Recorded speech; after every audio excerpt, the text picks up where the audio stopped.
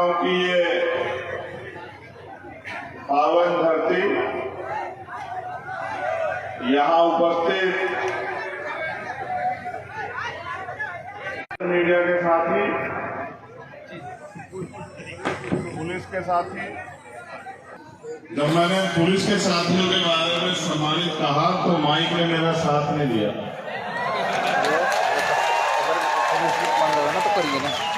कोई तो बात होगी।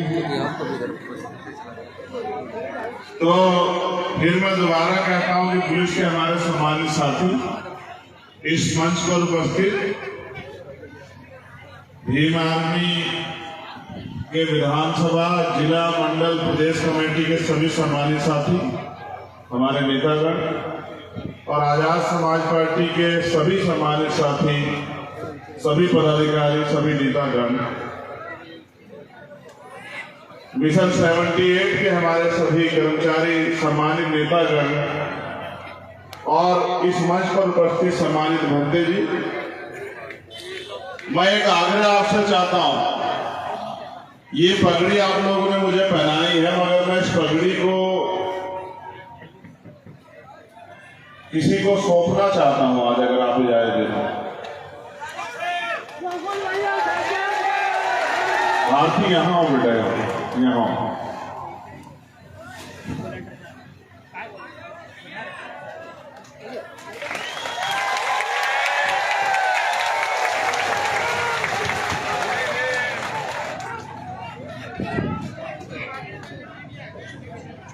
ये भारती है, यहाँ इधर मेरे बराबर।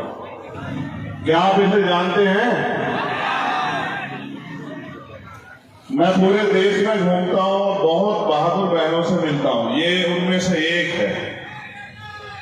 मैंने अन्याय के आगे बहुत सारे लोगों को झुकते हुए, टूटते हुए देखा है, कमजोर पड़ते हुए देखा है, लेकिन अन्याय के खिलाफ लड़ते हुए बेटी होकर मैंने भारती को बहादुर वीरांगना के रूप में देखा, लड़ते हुए खाते गांव से भोपाल तक। तो इसलिए मैंने इस पगड़ी को इसको सौंप दिया।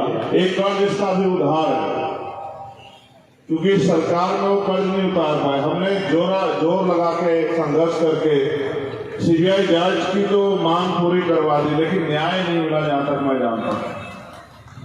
क्योंकि जिनके खिलाफ सीबीआई की जांच हो रही है, जो करवा रहे, सरकार भी उनकी, सीबीआई भी उनकी और अपराधी भी उनका। तो मैं एक वचन देते हुए उससे जरूर कहूंगा कि मेरी बहन याद रखना, जिस दिन ताकत हमारे हाथ में होगी, ऐसे गुंडों का ऐसा इलाज करेंगे, उनकी कई पीढ़ियां याद रखेंगे। किसी पर मां बैठ जा। जब मैं इसे देखता हूं तो वो दर्द मेरे याद आता है नेमावर में। आपका वो उत्साह भी, जिस उत्साह से आप नेमावर गए थे, लाखों की संख्या में, जैसे आज आप पहुंचे, लेकिन नेमावर में जो दर्द मैंने जाके उस दिन भारती और इससे जो बड़े भाई है उनसे सुना था, जो अन्याय इनके साथ हो, मेरी आंखों में आज भी वो दर्द ताजा हो जाता है जब मैं भारती को देखता हूं। और भारती जैसी हजारों बहनें, चाहे वो मध्य प्रदेश हो या भारत का कोई और कोना, उसमें इस उम्मीद से बैठी हुई है कि कभी तो उनको न्याय मिलेगा।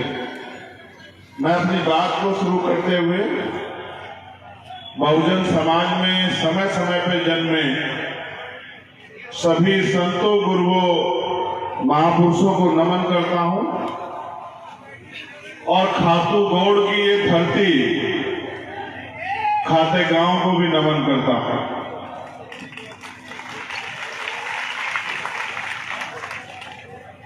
जब मैं महापुरुषों को याद करता हूं तो सिर्फ इसलिए याद नहीं करता हूं कि उनके चित्र को याद करूं, मैं उनके चरित्र को भी याद करता हूं। चरित्र, उनका जीवन, संघर्ष, उनकी सेवाएं और उनके जीवन का हमारे जीवन पर प्रभाव। दुनिया में शांति और मानवता का संदेश अगर सबसे पहले कहीं से गया तो वो भारत की धरती से गया।